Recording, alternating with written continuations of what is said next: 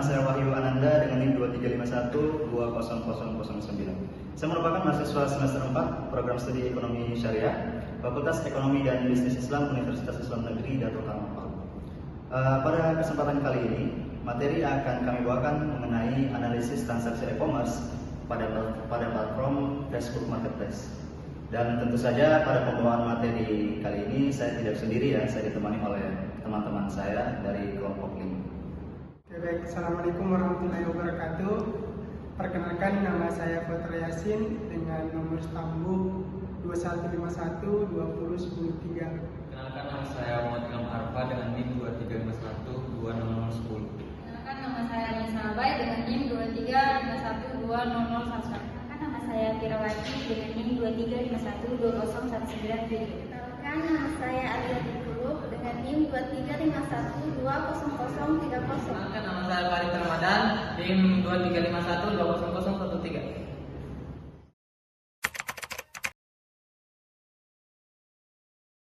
Oke teman-teman, kami dari kelompok 5 di sini kami akan membahas analisis transaksi digital di e-commerce Facebook Marketplace. Jadi yang melatar belakanginya yaitu pertumbuhan pesat e-commerce berbasis media sosial seperti Facebook Marketplace ini mencerminkan transformasi digital dalam aktivitas perdagangan, yang mana Facebook Marketplace ini memungkinkan individu untuk menjual dan membeli barang secara langsung tanpa perantara, sehingga memunculkan potensi terjadinya transaksi yang tidak transparan atau tidak sesuai dengan prinsip syariah. Nah, hal ini menjadi perhatian penting dalam konteks ekonomi Islam, karena jual beli dalam Islam ini harus didasarkan pada akad yang jelas, menghindari unsur gharar atau ketidakjelasan, riba atau bunga, dan maisir atau judi. Nah, tidak adanya akad yang eksplisit serta kurangnya edukasi pengguna terhadap prinsip muamalah syariah ini menyebabkan resiko pelanggan syariah meningkat. Nah, jadi kesimpulannya, perkembangan e-commerce melalui Facebook Marketplace ini memerlukan kajian serius dari perspektif fikih muamalah, yang mana untuk memastikan setiap transaksi dengan prinsip-prinsip syariah ini, lalu kurangnya perantara formal yang membuat transaksi rentan terhadap praktik yang mengandung gharar dan ketidakjelasan akad. Nah, lalu tujuan dari pembahasan ini yaitu kami akan menganalisis terhadap praktik jual beli digital, yang mana bertujuan untuk menjebatani antara perkembangan teknologi dengan ketentuan hukum Islam. Nah, tujuan ini mencakup identifikasi akad-akad yang digunakan, penyesuaian akad tersebut dengan syariah, dan pemberian solusi atas praktik yang tidak sesuai. Nah, kajian ini juga bertujuan sebagai edukasi bagi pelaku marketplace agar dapat menerapkan praktik jual beli yang sah dan adil menurut Islam. Nah, akad seperti muamalah, salam, dan ijarah memiliki struktur yang sah dalam Islam dan dapat dijadikan alternatif bagi transaksi digital yang lebih syariah dan komplain.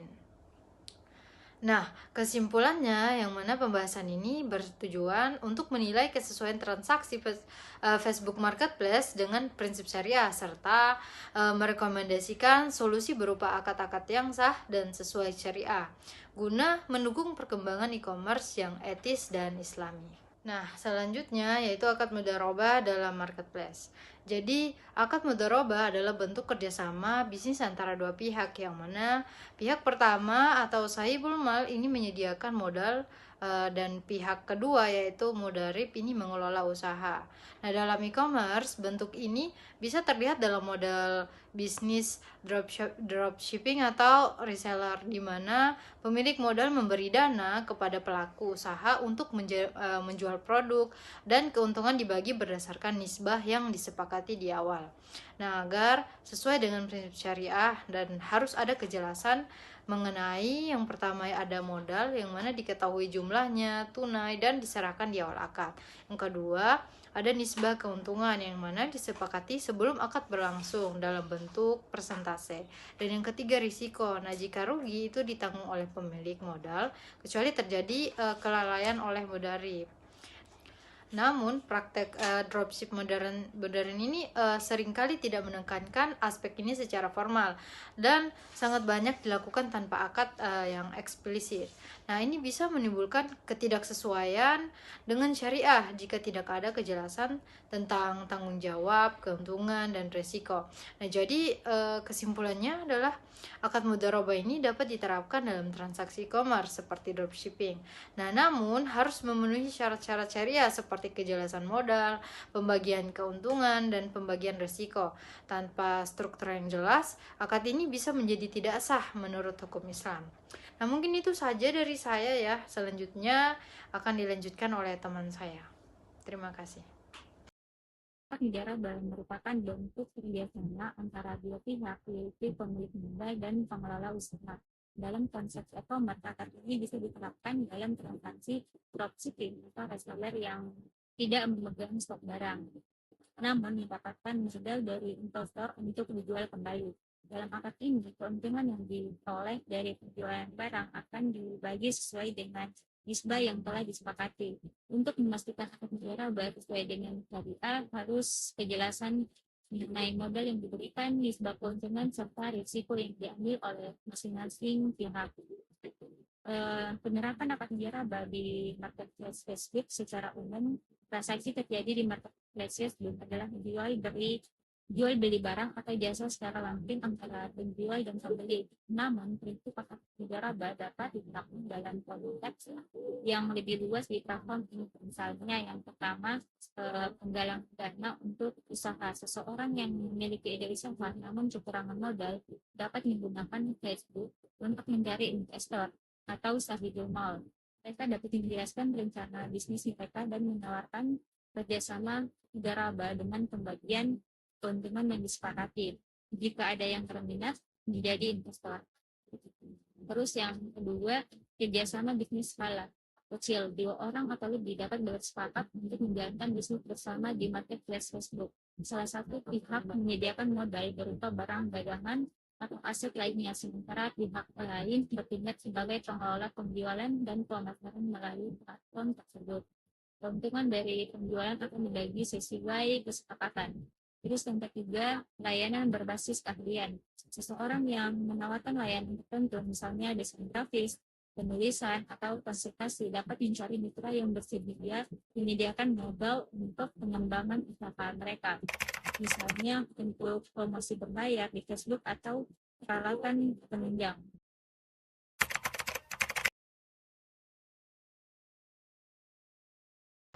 Baik, selanjutnya di sini saya akan menjelaskan tentang akad salam dalam marketplace.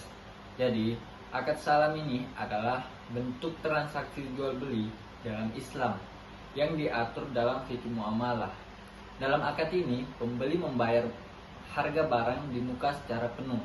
Namun, barang yang akan diserahkan oleh penjual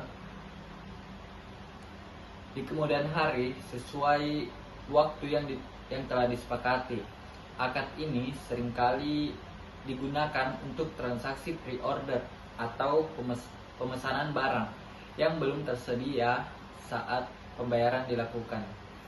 Ada beberapa ciri-ciri dan syarat sah akad salam ini. Yang pertama itu pembayaran dilakukan di awal. Jadi, uang yang diserahkan kepada penjual saat akad dibuat sebagai komitmen untuk membeli barang yang akan dikirim di kemudian hari.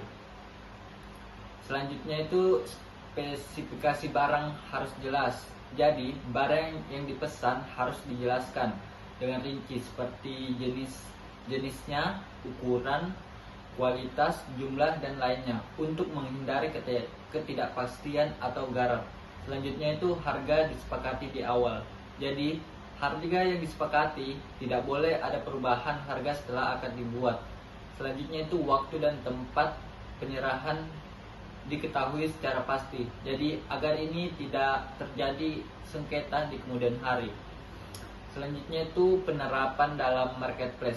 Jadi dalam konteks Facebook Marketplace atau platform online lainnya, akad salam bisa digunakan untuk sistem pre-order di mana pembeli membayar terlebih dahulu dan barang dikirim setelahnya.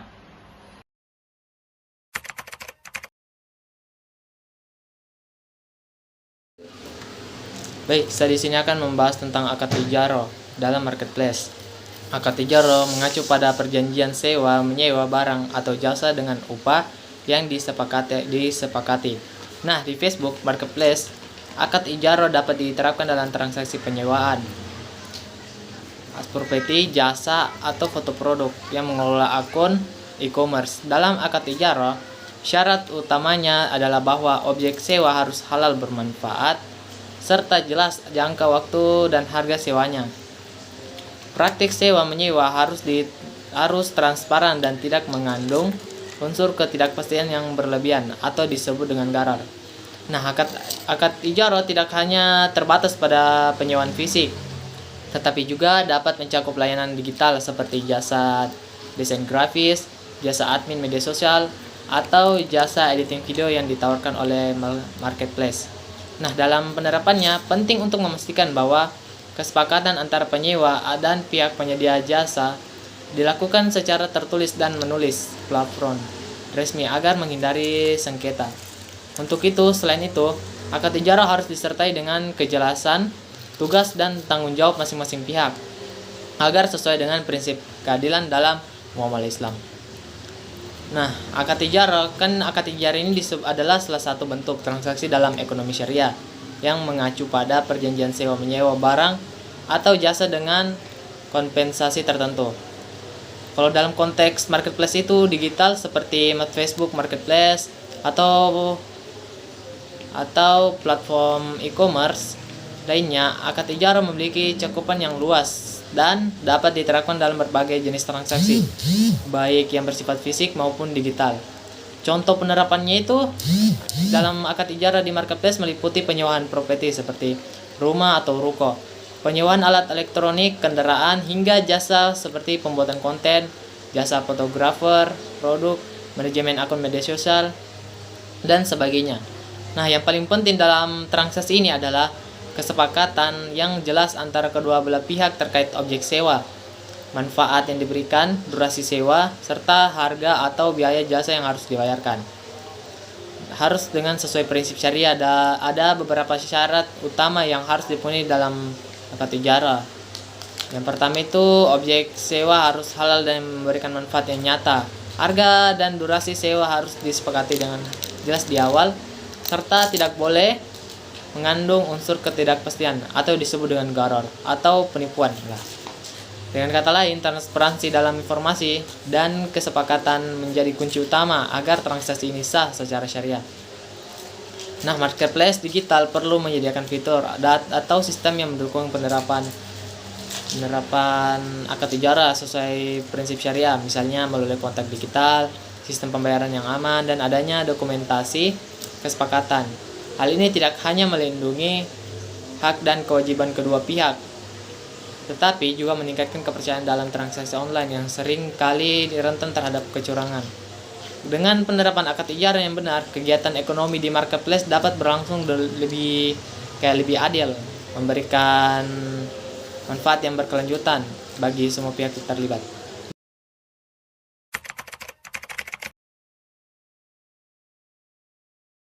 Nah, jadi teman-teman semua, sekarang ini makin banyak ya orang melakukan transaksi jual beli lewat platform digital. Dan salah satunya itu adalah Facebook Marketplace. Nah, walaupun memang tergolong memudahkan, ternyata ada banyak juga transaksi yang secara syariahnya itu belum aman. Nah, banyak orang yang belum paham bahwa dalam Islam itu jual beli itu harus memenuhi syarat tertentu. Di antaranya ya kejelasan dari suatu akad di antara penjual dan pembeli itu harus jelas, kemudian kehalalan produknya, dan juga mulai dari kejelasan barang atau objek yang ditransaksikan. Nah, kalau tidak terpenuhinya pada syarat akad tersebut, maka transaksi itu bisa dikatakan tidak sah, batal. Nah, maka dari itu di slide ini kita akan mengidentifikasi hal-hal apa saja yang sering atau mungkin terjadi di lapangan dan bisa jadi pelanggaran, supaya ke depannya itu kita lebih berhati-hati lagi dalam melakukan transaksi online. Beberapa potensi pelanggaran syariah yang terjadi di Facebook Marketplace ini diantaranya Di antaranya itu tidak ada kejelasan akad ya di antara penjual dan si pembelinya. Nah, kemudian ini yang paling sering terjadi, yaitu adalah gharar. Gharar yang maksud ini adalah ketidakjelasan atas suatu barang yang dijual, atau ketidakjelasan dalam harganya atau waktu pengirimannya. Nah, dalam Facebook Marketplace ini yang sering terjadi adalah ketidakjelasan dari suatu barang yang dijual. Misalnya dalam konteks dia berjualan HP dengan deskripsinya itu dijual HP murah, full set, no minus, ya, dan lain-lain. Nah, sehingga ini memang secara objeknya jelas ya, maksudnya ada objek yang kita ingin jual belikan, namun secara sifat dari suatu objek ini tidak memenuhi gitu kan, kita kan belum tahu, maksudnya kita kan ini belum jelas ya, HP murah ini sudah masih berfungsi secara normal atau tidak gitu. Apakah HP murah yang dijual ini masih menjamin kita bisa memakai begitu, fungsinya masih terjamin atau tidak gitu. Nah, sehingga inilah yang menyebabkan dia tergolong ke dalam ketidakjelasan dalam suatu barang yang dibeli. Walaupun memang barangnya jelas ya, HP, maksudnya HP murah, tapi kan ya secara fungsional dalam objek tersebut itu belum jelas. Apakah masih bisa berfungsi atau ya kita dapatnya rusak gitu. Dia jualnya HP murah, namun ketika kita beli ternyata ya kita dapat rusaknya. Nah, sehingga di sini kan terdapat unsur zalim ya, maksudnya pihak satu dirugikan. Nah, maka dari itu juga tidak boleh dalam Islam seperti itu. Dan ini juga ya masuk ke dalam ketidakjelasan ya dalam suatu barang yang dijualbelikan.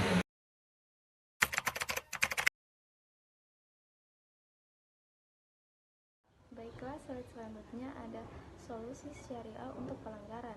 Untuk menghindari pelanggaran syariah dalam transaksi digital, transaksi harus jelas dan sesuai dengan prinsip-prinsip muamalah Islam. Akad ini memastikan kesepakatan antara pihak-pihak yang terlibat dan mencegah terjadinya unsur gharar, riba, dan penipuan. Transparansi juga sangat penting. Informasi tentang barang, harga, dan syarat-syarat harus disampaikan secara terbuka agar tidak merugikan salah satu pihak. Selain itu, barang atau jasa yang diperjualbelikan harus sesuai dengan hukum Islam, yaitu halal dan tidak bertentangan dengan hukum syariah.